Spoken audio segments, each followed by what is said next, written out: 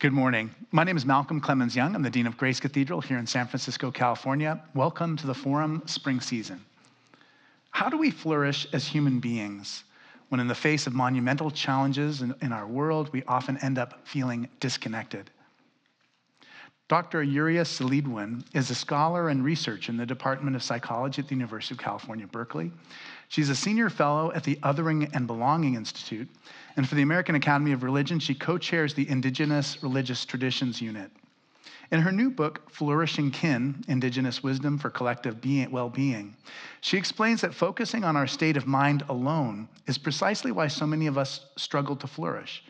She proposes that what has been overlooked is the indigenous perspective of relationality, the understanding that happiness is only possible in community when we cultivate relationships with people and with nature. Dr. Celidwen's research shows the tremendous benefit of integrating indigenous approaches into our understanding to well-being, while recognizing the gains made by Western positive psychology, mindfulness, and neuroscience. Today, we're going to be talking about the ethics of belonging and how we can overcome isolation and climate anxiety and nourish healthy relationships with our communities and the whole planet. Yuria, thank you so much for joining us today. We're so grateful to have you today. Thank you so much, dear Malcolm. It's such a pleasure to be here. Yes, Thank you. I think that what you're talking about is of such great importance today, and I'm so grateful that there are people in the public sphere who are helping to remind us of just what many of us know in our hearts but have forgotten somehow. That's the importance of being part of that flourishing community of kinship. Yeah, absolutely. And these are wisdoms or knowledges that have been really ingrained in human nature, most likely, but that the conditioning that we have fallen into with Western, perhaps, ways of being, more individualistic, maybe more transactional relationships, have prevented us to really attain that kind of experience, of relating, of being really belonging in the larger system. So it is definitely something that we need nowadays. I actually didn't think how timely the book was going to be, because it came out right when the transition to the crisis that we're living. I mean, of course, there was my main aim was to create awareness on the importance of relating to the environment as our kin. But given the situation with political divisiveness, I wasn't as aware that it was going to be so necessary as well, to think of how create these narratives and how we can also dismantle the ways that keep us separated from others. Yeah, that's really true. I wonder if you can talk a little bit about just your childhood, just how you came to consciousness as the person that you are now, and how your teachers and your mentors and the people you learn from, influenced how you look at things. That's it's an origin story, right? Yeah, I really, that's right. As you know, like your creation story. Exactly. As an adult. Exactly, and those stories really bring the relationship to the lands. First off, I was born and raised in Cuelha, an indigenous Maya Batzelkop village in the highlands of Chiapas in Mexico. And Cuelha translates to the wonderlands of flowing waters. Oh. And it's a place of a kind of ecosystem that's the only remnants in North America are in that area. And right now, given the climate emergency, is most likely to disappear by 2050. So it's really threatened environment. It's a cloud forest, so it's warm and tropical, and yet also in highlands. So it's a really unique environment, very luscious, very vibrant, very full of life. It's the almost tangible breathing rhythm of Mother Earth, that you can feel the vibrancy and then the quietness when when the dusk and nighttime story times come. So I was really immersed in my ancestors' storytelling and the very living myths that we engage with on the daily basis in these areas. Everything that is around is alive, and the more subtle worlds are very tangible. Like we relate to these presences in very physical and imaginary ways. I know that in the more common Western scientific understanding of the senses, we have 5 senses, right? Sight, smell, taste, touch, hearing. and hearing. But within indigenous traditions of these areas, we have also a sense of imagination or memory, and then the sense of place, a sense of belonging to the lands. And those are senses that really give us a sense of identity. So when I bring the very first understanding of lands, and like how much those lands really create who I am, because this relationship with the entire environment, the subtle and the coarse, materiality and spirituality of these places, they really bring who I am, or the complexities or multiplicities of who I am. But then, having born and raised in these areas, I then was given a scholarship to study in Mexico City from early age. And those very early experiences of discrimination, because I was constantly made aware of how different I was from these other kids, and not only the way I look, but the way Mexico I City spoke has a very different feeling than where you were from in terms of how people look and how they act. And you're right, it's so much more kind of Western European. And in reality, there's a very ingrained glorification of Western aesthetics, and European Spanish heritage. It's also a very profoundly patriarchal society, very classist, racist, and so having those experiences from very early really started to make me question identity, because of course over there I was perceived in a certain way, and there were narratives that people create about me and where I came from. But then back at home, there was a completely different perspective. There was this sense of pride of me being able to go to school, and and then eventually I'm the first in my family to earn an advanced degree, to live abroad, and to have the possibility of sharing my experience with these kinds of populations, which at home is unheard of. So those first moments of, well, who am I?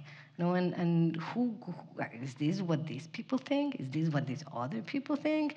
Like, what do I think? And like, what does the environment say about myself? How do I relate? And then I started realizing that the power of narratives, right? Not only individual narratives, like how we perceive ourselves and how we create a sense of the world, but then how also the world impacts and responds, and then there's this constant dialogue.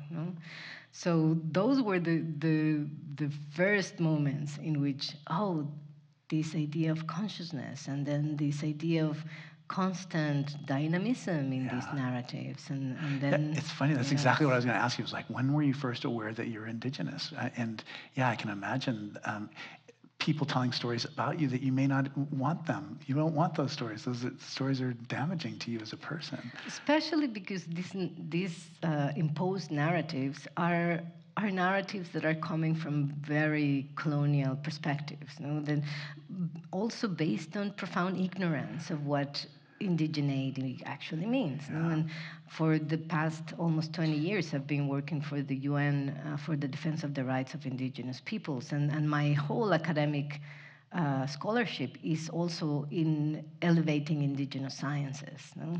So many times I'm asked this question of, oh, but aren't we all indigenous from somewhere?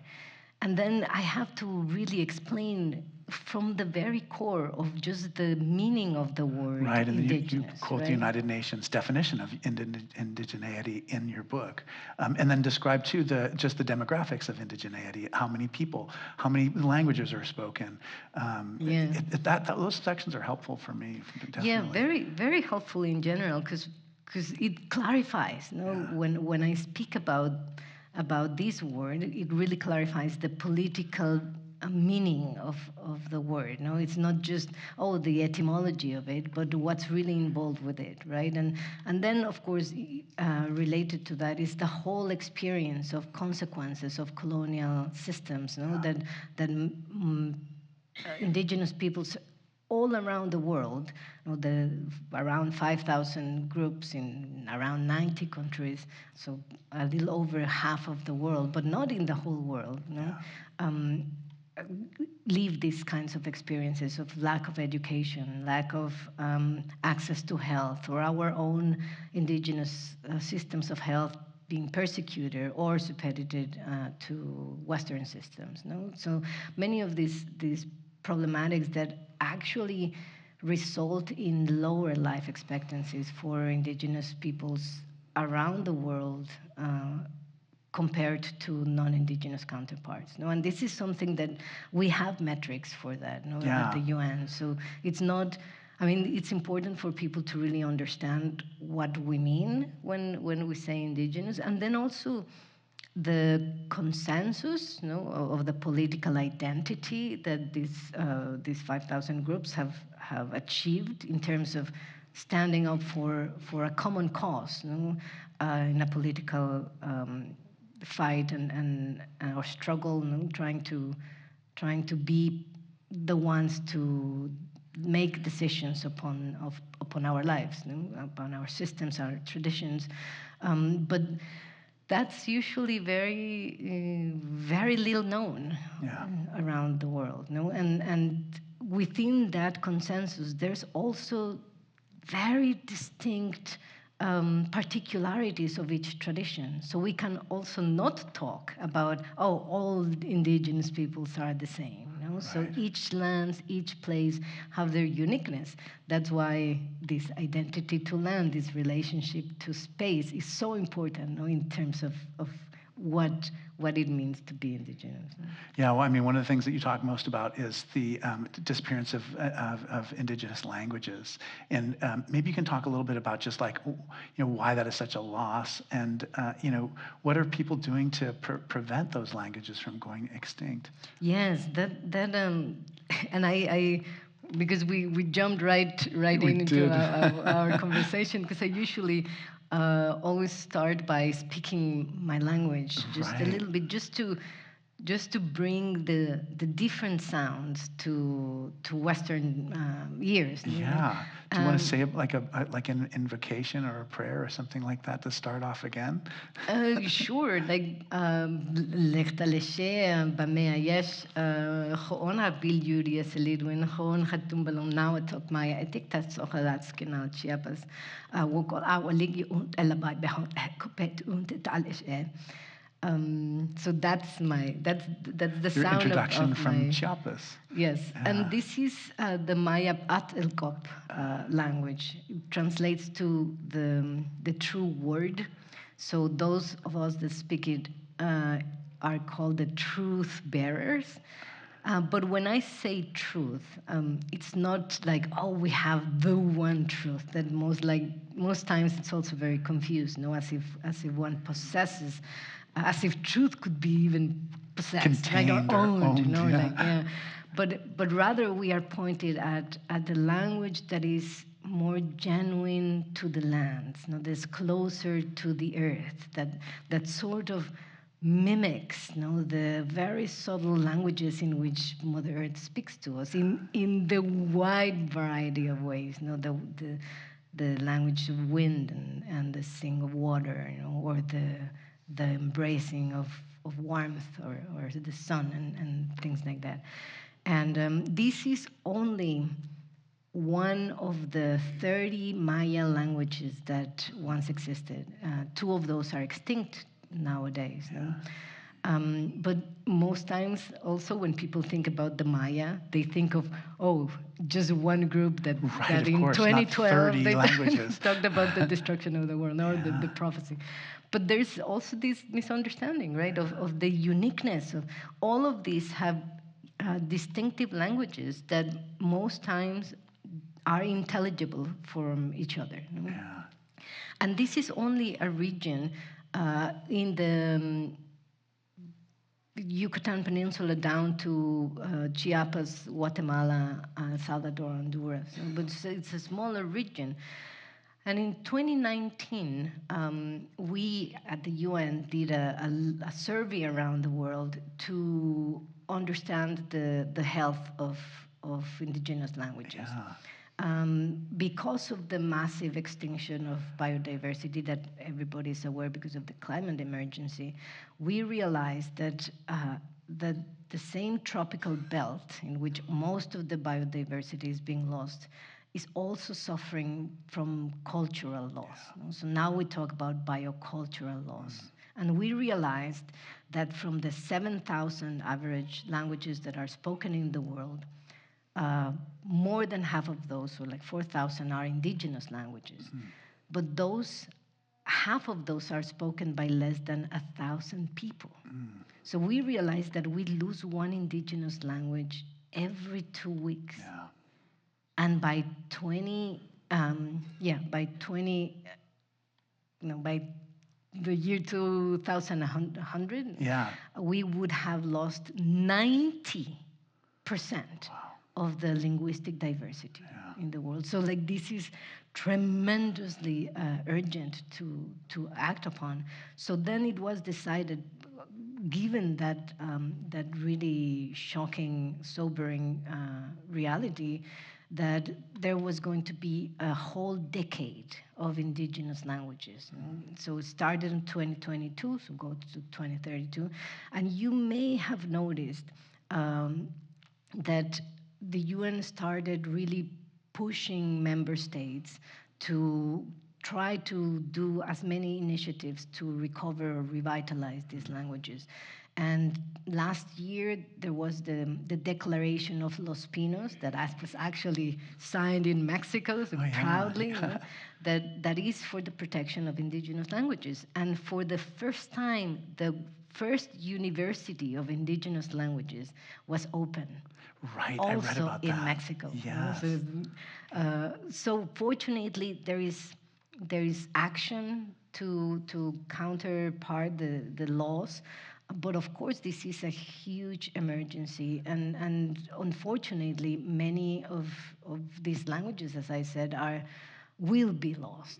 So it's a huge endeavor, and also, when I speak my language is also a way of statement of presence, a statement of calling for awareness of this emergency, and to try to revitalize, because what we are living right now of embracing these languages, that was not what I lived.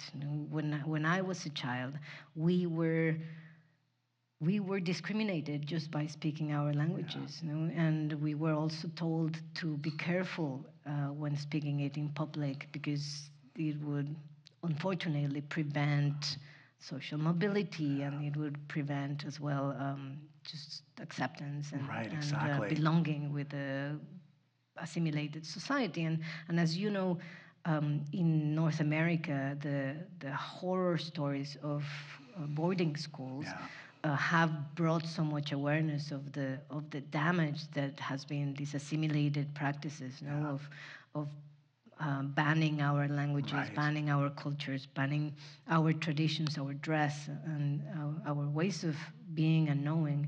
And so these are actions that are bringing back the pride, of identity. Yeah, I'm so glad you could tell us an example of like a success in this, like with the university.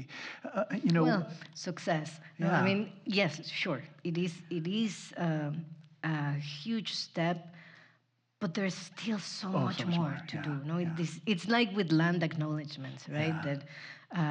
That sure it's a beginning to be named, but it's just a very small step, and most times something that the community presses on, that institutions sometimes feel that by checking the box or just saying that, oh well, you were here, sure you were here, and no, like, and then how are the institutions then repairing the damage, repairing the damage of cultural genocide, of the dispossession of lands.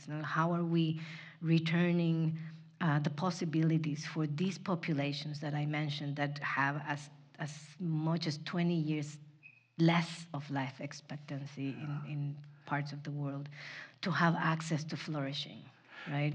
So, what are some words in your language, or a word that you really love that it comes from your language that like makes your heart sing a particular word? Kushtaya, for example, is like Kushtaya. that means love, and then anil, that is Anil. the heart, Yeah. as well. And so those are you the core aspects.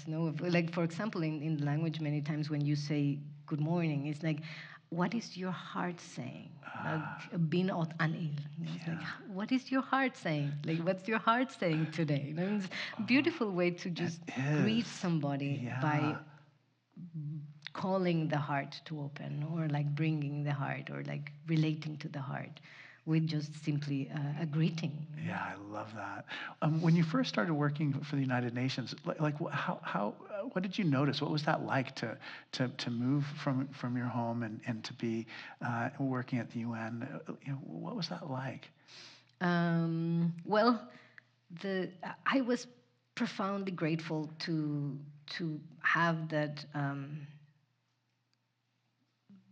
that possibility. I had along my life, I was fortunate to be awarded scholarships to study abroad in Canada and Spain and places like that. And I really wanted to continue scholarship and do graduate school and really be a scholar. I feel that's really my Your core. calling, yeah. Yeah, and what I do best really. But given the stark differences, I was able to earn a half scholarship for grad school, uh, but that's still profoundly prohibited for somebody coming from my situation. So I had to let that go, and start working. And then eventually I was able to have a master's degree that helped me with professional work, and that was why I ended up earning the position at the UN. And at that moment, I was almost really escaping from Mexico, because I suffered an attack. Well, I had suffered several attacks in my life, but the last one that was really attempting against my life, and I was profoundly afraid of being in Mexico, and at that moment, the position at the UN happened, and to me was as almost as if the UN had really saved my life, because I felt profoundly unsafe. My family has suffered land dispossession, and of course constant threats by cartel presence, and all horror stories that we can imagine are part of our everyday life.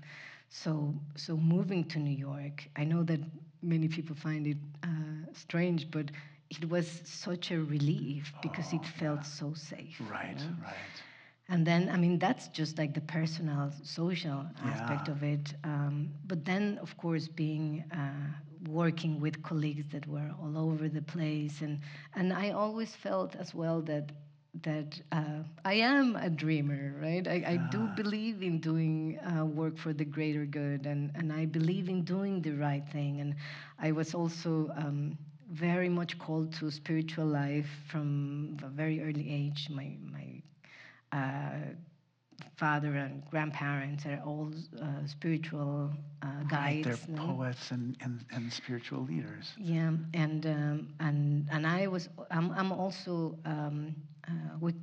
we call spiritual guides akih or akihab, which translates to the perceivers of light, you know, or the counters of the day, or the and we have contemplative practices that help us guide community into what are the most skillful ways to approach each day. You know? And so I had that calling, and I was very tempted to monasticism, you know, and Right, to really right. work with these works to serve the community. So in the larger scale, it felt that the UN was that kind of really ethical life Yeah, work. right. Almost like a kind of a monastery of people who dedicated themselves to the higher goals of human flourishing. Yeah, although as we know, Human beings fall wherever so short. humans, yeah, Yeah, wherever we always humans fall are, there's short. a lot of work to do in You're right. Well, I mean, polishing here I am the talking about this in the intersection. church. Exactly. I mean, same Yeah, thing. and then of course the idealism has never left, but then I have become much more aware as well of the limitations of humanity, right? Yeah. Unfortunately, the same racial obstacles that we find everywhere else in the West, pretty much, but in the world, they also appear in the organization, no? And also on, the unfortunate limitation of such a large organization to not have legally binding agreements to really push member states into Right, actions that right. are so necessary, Yeah. like the Paris Agreement, right? Right, exactly. And to, I mean, it's understandable because of the respect to sovereignty to every Yeah. nation, but still that prevents the organization to move as fast Right. So as it's we like being a need. Right? consultant, and it's so frustrating to be a consultant and say, "Hey, listen, it's very clear this is what you need to do," but they're the person who have to decide. And yeah, I can imagine being a consultant for 20 years would Yeah, be. and it's hard, you know, because we want to shake the Yeah, world to say yeah, we need these actions. You know, we need really immediate political commitment to make changes. You know, to actions in terms of climate, in terms of social isolation, in terms of divisiveness. You know, so many different ways that prevent all of us for flourishing, right? And many times also we see flourishing so focused in groups that have privilege, or even only in the human species. Right. You know, but one of the profound teachings of indigenous wisdoms, and you see this appearing all over the world, is this relationship to lands, this reverence to lands, you know, for everything that we receive, you know, and then how do we reciprocate? You know, how do we create or ensure that the same benefits that the life in all abundance bring, that we can also help benefit all others, you know? And we don't have that. You know, we think of personal achievement, personal gain, transactional relationships. You know, how do I get, and not just service. You know, there's a lack of this great importance of service and of awareness of what is our impact, the presence, our presence, the impact of our presence to others, you know, and how we can benefit with that presence, the larger environment. In indigenous traditions, it's very clear that well-being or flourishing or happiness, if you will, only comes from the well-being of the larger environment. No, we cannot have well-being as a person, as an individual. It really comes from what we create all around us. Mm. And that's one of the things I appreciate too, because I mean, I'm not that old, but that in my life, that is a change that I've seen. It's just like the individualism that seems so extreme when I was a young person has only become more so. And even when you talk about transactional, like everything becomes transactional, you definitely get that sense from hearing the current administration talking about, how we're going to address international disputes, like in Ukraine. That suddenly becomes something so transactional. Its relation to the United Nations, its relation to other countries through trade. Yeah. It's just that transactional focus, that individualism, that sense that I'm going to get the best deal possible for myself, Yeah. even if it comes at the cost of destroying a relationship. I mean, that ethos has become so much more powerful. Yeah, and it's not by severing a relationship, we are just severing ourselves, right? Yeah. We are just like as if we were cutting a limb of ourselves from being in the world, right? This also comes from such profound ignorance of how much we are related to each other, how much we depend on each other. It's so impressive to see that these decisions that seem so deluded, right? Yeah. That can be happening at such global level, no? Yeah. Because as we realize just by mere observation of how much we relate to each other, how much we tend to each other, impact, we realize very easily that we are part of a larger community, that a community that doesn't need to be speaking a human language even, to make their presence tangible, and to feel that that we don't need the others, to create a larger community, that to feel that we can only sustain ourselves by being in a You're right. I mean, the whole private idea that the bubble. social world is the only world is it's heartbreaking, just because it denies so much of us. And we forget also that all these social worlds that we inhabit have been made by stories, right. so that they are created by our conditionings, that there's nothing inherent in those stories, right? It's just how we project perhaps our experiences in the past.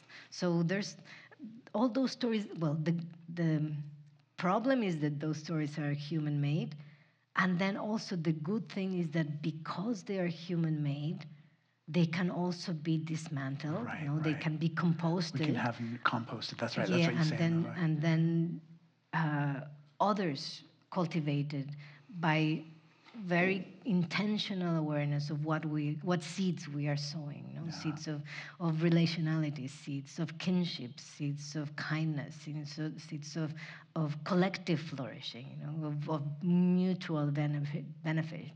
And that kind of understanding, which we see very often in indigenous communities around the world, because the clarity of how much we depend on each other, how much we depend on our bodies of water, or on our forests, on our clear air, then that clarity brings us into caring for our environment, caring for all our relationships. And that's something that we may need to to urgently bring into the awareness of today, because we were just talking before coming here, just how much people are yearning this the sense of belonging, the sense of connectedness, the sense of being embraced and accepted, without that sense of fear or threat, and we can take that empowerment by relating to others, and being very critical on the stories that we hear and not allow those to be imposed upon us, and rather we being the creators of the new stories of love, Right, new right, stories exactly. of flourishing. Yeah, maybe you could talk a little bit about your spiritual life, and then like talk about how contemplation became such a central part of your being, and then how you began to be a helper for other people who are searching for something spiritually. Um, well, let me start by what do we mean with spirit, right? Because this part also, from my indigenous upbringing, we understood spirit as the animated principle of life. So whatever miracle it is that brings Yeah, exactly. life And us into existence. into everything. And you were talking that about is. light earlier as being part of that, the Yeah. light that every being has. Yeah, and every being, and when we say being, of course, it's all of phenomena around us, right? That somehow also embodies this spirit. And I was mentioning that my family have been spiritual guides and practitioners for a long time. So our everyday rituals and practices and storytelling were always imbibed by this awareness and by this gentle listening to the presence of others. The subtle worlds are very tangible, even when the human senses or the physical senses perhaps cannot perceive them so immediately. But as we enter into states of contemplation, so states of observation and very keen sensory experience, we start realizing how much everything is present, and everything is also communicating in, as I was saying, different kinds of languages, as we know. So that was from very early on that I started with these practices, and I was very called by practices of different traditions. My path has also been has involved a lot of pilgrimages to sacred sites around the world, and not only of one spiritual tradition, but many. My keen interest or fascination has been into what is this experience of the sacred, and what are the stories in which we express that experience, the human experience of communion, right? And so finding these different voices, these different stories has been part of my own path. And then as I naturally, they became part of my scholarship interest, and when I realized that there was such a thing as a contemplative studies field, Right, which was exactly, like, in the American what? Academy of Religion. And part of my, as I was saying, that my work has been to elevate indigenous sciences. In indigenous sciences, as opposed to what the Western transactional, individual, perhaps allegedly objective way of creating theses and hypotheses and then test them to control somehow phenomena. Uh, Indigenous sciences are much more intersubjective. There's an understanding that the observer is also part of the conversation, with the other subject that's also impacting this constant conversation, and it's much more reciprocal as well. No, but it is the same very rigorous observation and analysis of phenomena. Right. The difference is that the narratives with which we express this observation, this understanding, are not necessarily hypothesis and thesis in that way, no, but are more these storytelling narratives or embodied narratives, no, like ritual or collective narratives like ceremonial work, no, or even jurisprudence, or like Right, all of right. these are different ways also of expressing our narratives, and creating a sense of ordering or common place. So. Learning that this field of contemplative science for the first time was validating the subjective experience. So like the first person experience was part of this understanding of Yeah, science. that's true. So that was like, oh, that sounds like there's a little bit of indigeneity there, no? Of like, oh, there's a subject that has valid narratives. But then I started also noticing that this contemplative studies field was very Western as well. There was all Western translations of Eastern traditions, mostly Buddhist, also some Hindu traditions, but mostly Buddhist and mostly Tibetan Buddhist, although also some Theravada Buddhism. And there was a shift that happened from the origin traditions that are also very collective, uh, into just a focus on the individual.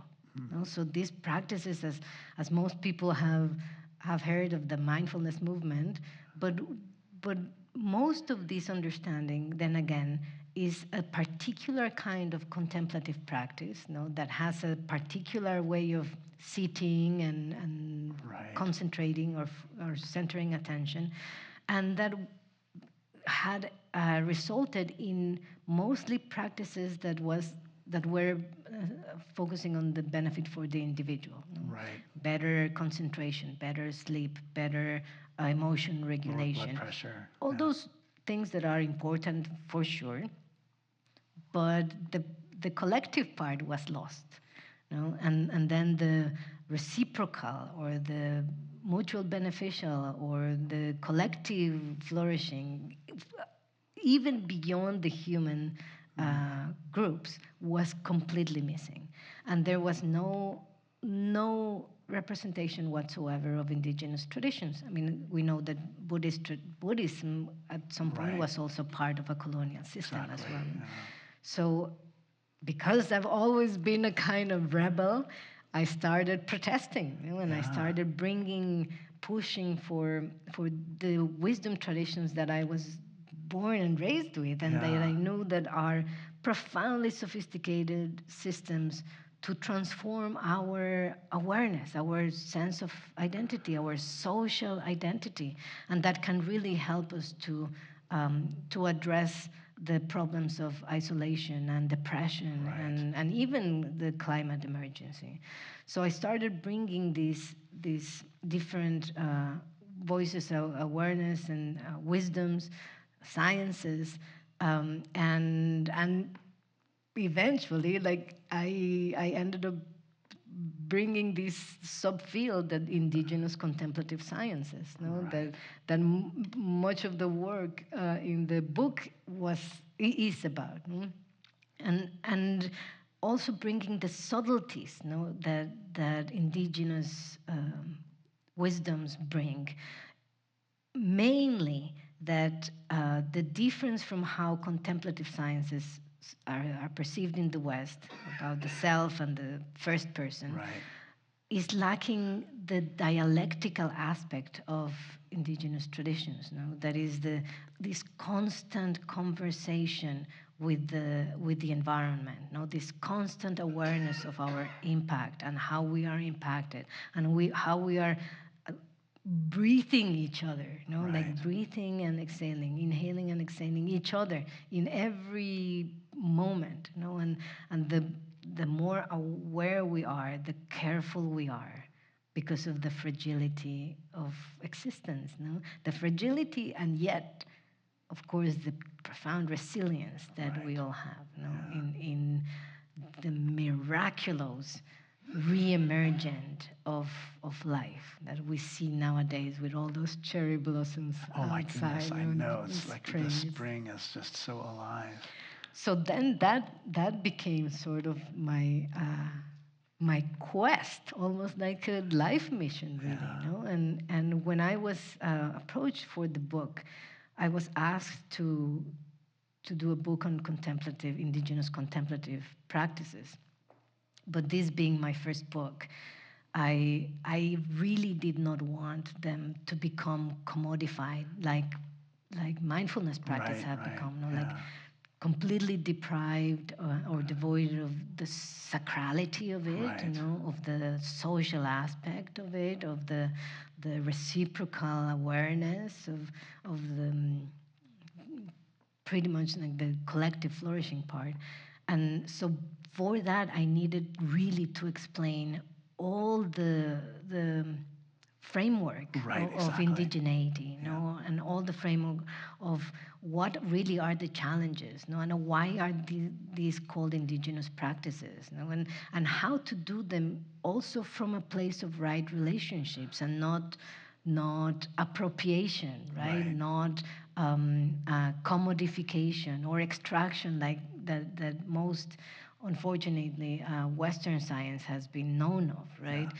But rather to bring indigenous methodologies into this way of science, you know, into these technologies, you know, of transforming the Right. self, Yeah. and also see them as such profound systems, no, and that are not only part of anthropology or like ethnic studies, but rather really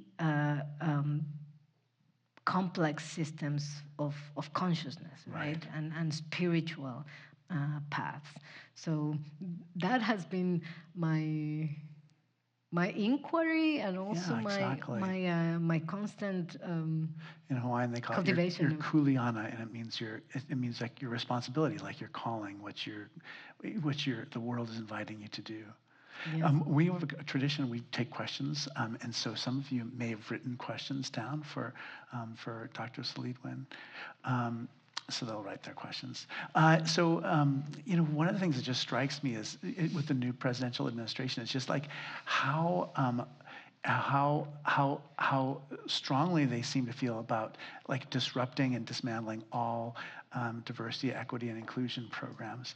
And can you talk a little bit about where that comes from, or like what does this feel like, this situation, this time for you, Yeah. as somebody Yeah. who's dedicated so much of your life to helping us understand the full experience of being human? Yeah, it's painful, of course. No, it's painful. It's but it also brings such awareness, no, into how threatened systems of power are at this Yeah. moment, that they're perhaps last Right, their last gasp, no? gasps. You're Yeah, right. it's like, It's almost like the last thing that the colonial society is capable of doing before it's undermined by just the population that exists. yeah. And I was recently talking, conversing with friends about this, just how epic this moment is, Yeah. but also how ancient, right? Right. Because this dual confrontation, no, Yeah.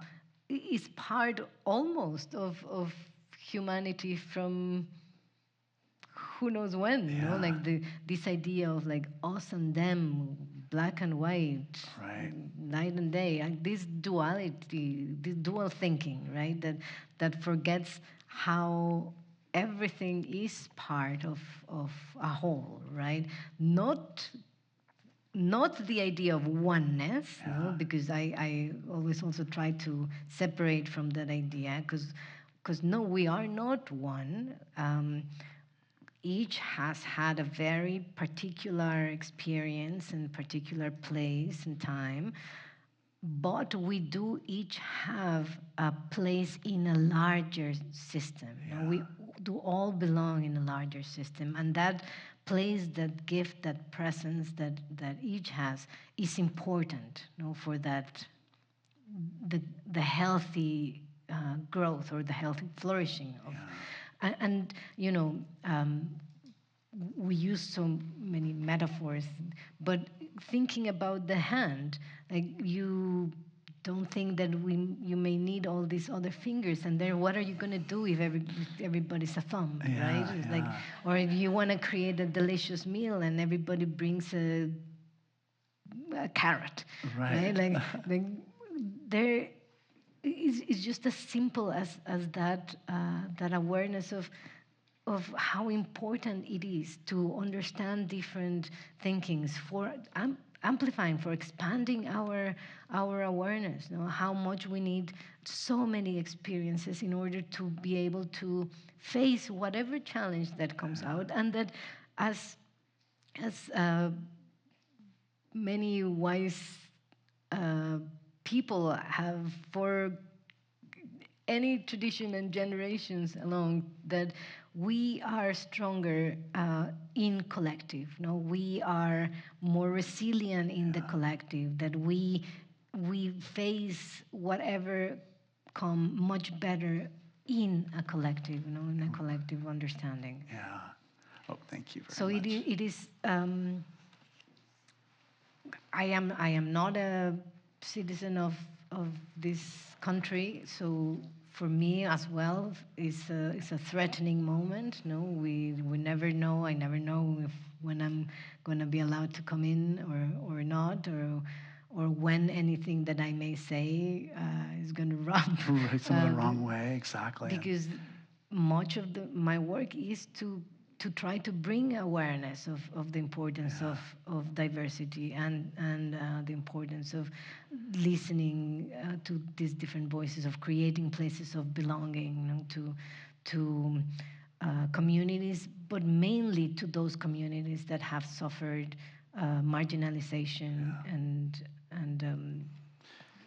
it does make me wonder what are the universities going to do, just as each one is singled out alone. And especially that. But I believe truly that the collective organization is always stronger, and has always come re-emerged from even the in the Maya origin story. The Popol Vuh says that there is an underworld journey that the divine twins go to fight with the lords of the death, right?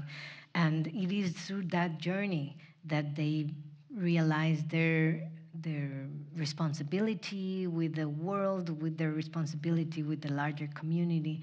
And the moment that they start the journey, they tell their grandmother, who was really worried, concerned about their journey, they said, plant these seeds, Grandma, and when they sprout, you know that we are coming back.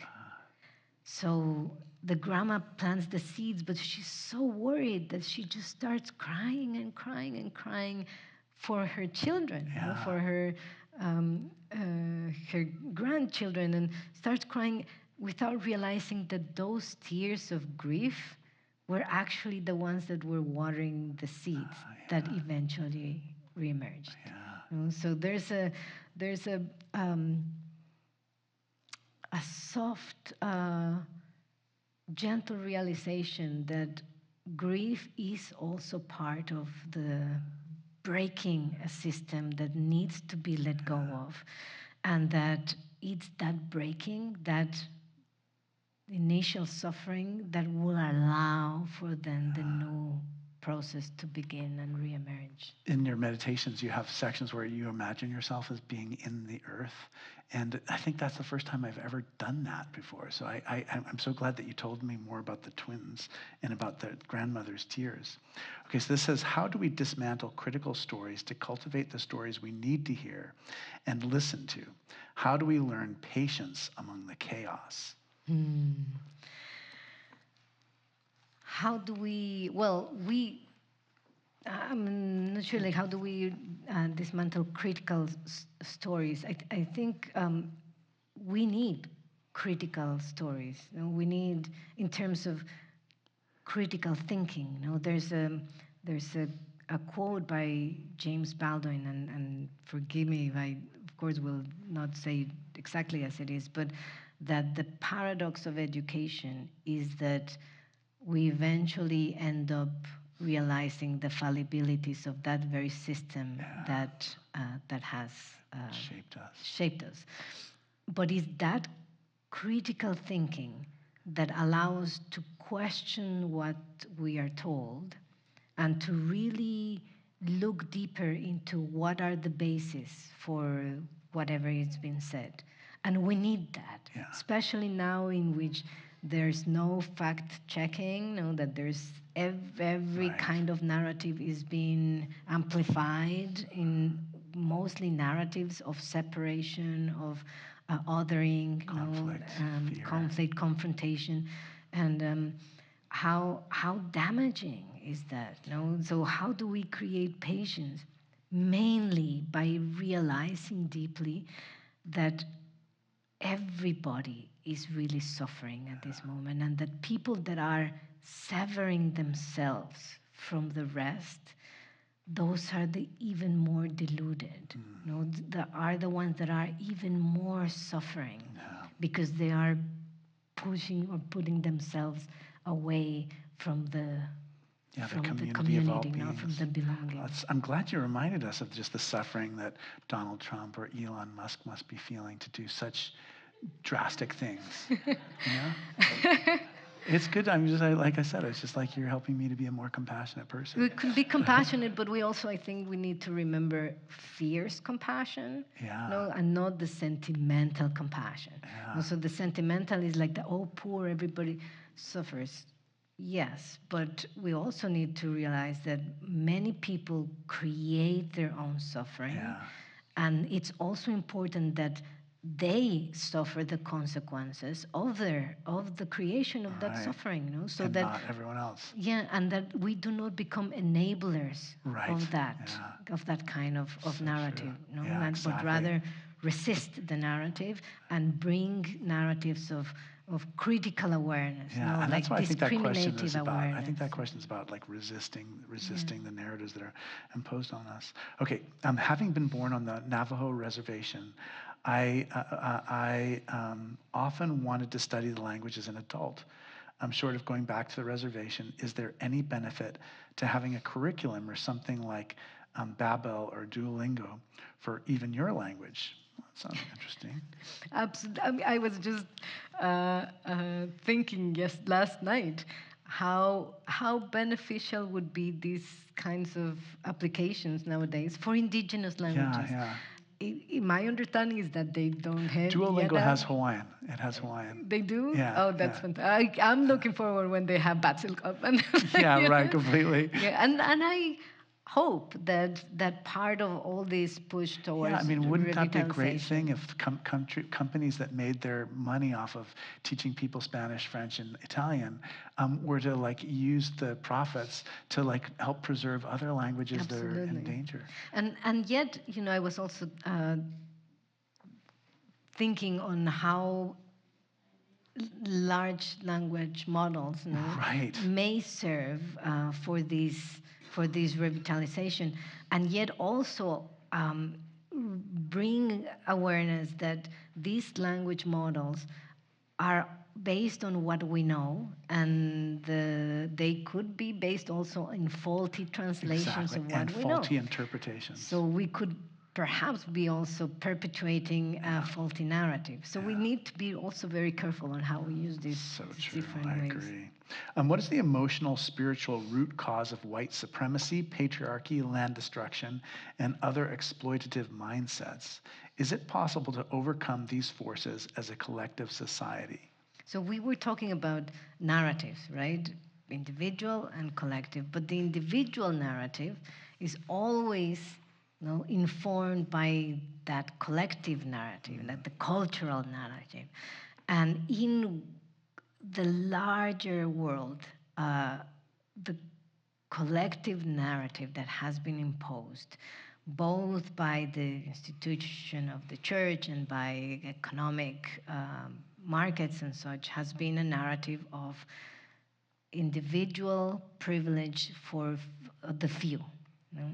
So if we understand the myths that have been imposed upon us by narratives that say that the whole of creation has been made for the benefit of a single man, a single man that is seen at those times as this particular race and privileged space or state, and then the rest of the world, of course, including women and everything that exists, is only to their service, then the consequences of that kind of thinking and being imposed all over the world, no surprise, has resulted in the overconsumption, overproduction, extraction of resources, etc., that I believe really comes from these colonial systems.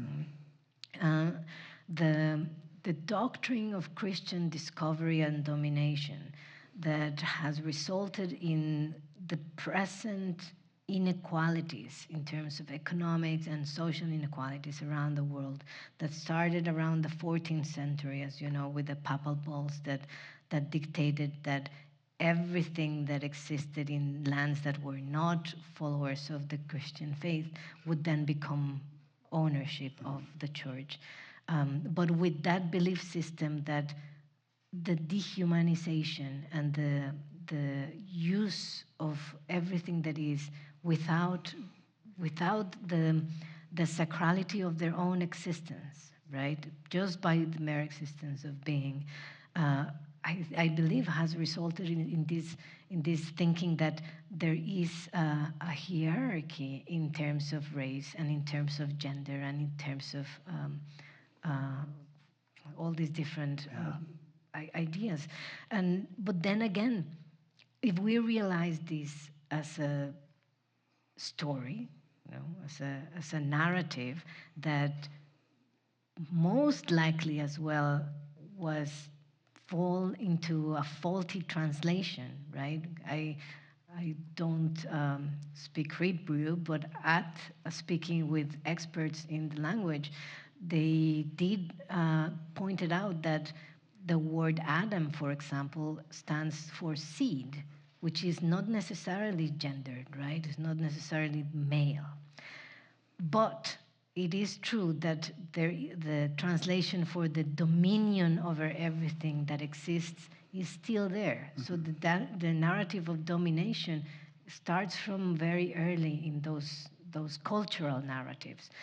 But as we start adapting, you know, and realizing with this awareness of the impact that things have, we can then start modifying those old ways of thinking so that we can then recreate our narratives to ones of belonging, you know, of community, of a larger home, right? Exactly. So difficult. I know it is, but I'm so grateful that you came and you're out there on the front lines. I know it must be a terribly difficult environment to do your work right now, but like I said at the very beginning, we're grateful that you're out doing that. Yeah. It's so important to be sharing your story and sharing the stories of the people you encounter too. Yeah, and it's a commitment, you know. Yeah, in the end, is. it's a commitment to the larger community, you know, to the well-being of a much larger community. My single story is just a reverberation of a much larger story. Yeah, and your story definitely gives me hope. I love the way that you see the world, and I love the way that you help us to connect with one another and with the spirit too. Yeah, and the light. The light isn't for me another way of saying the spirit. Yeah, and I was reading this beautiful haiku this morning that says, in mere daylight, the firefly is just an insect. And it is true that in dark times, it's just that one spark that brings enough, you know, to recreate awareness of magic, the awareness of miracle, the awareness of sacrality in life. And that is what we are aiming to do independently of what the outcome or independently of the conditions. The commitment of just doing the work for the benefit of the larger community is what keeps us going. Yeah, it's so true. Please join us next week. Bishop Rios and I will be here with our guest. She'll be Marianne Buddy, the bishop and spiritual leader of the Episcopal Diocese of Washington, D.C. and the Washington National Cathedral. At 1 o'clock, we will be talking about bravery and how it is not a singular occurrence, but a journey that we can choose to undertake every day. She reminds me a little bit about the firefly that you just mentioned. You are welcome to join us, as always, upstairs at the Choral Eucharist at 11 o'clock. We rely on your support for the forum. Gifts of any size make a difference. There are many ways to give, including texting the word THINK, T-H-I-N-K, to 76278. And thanks again, Yuria Celidwen. We're so blessed to have you here today. And thank you very much for your work. Thank you, and thank you, everybody, for being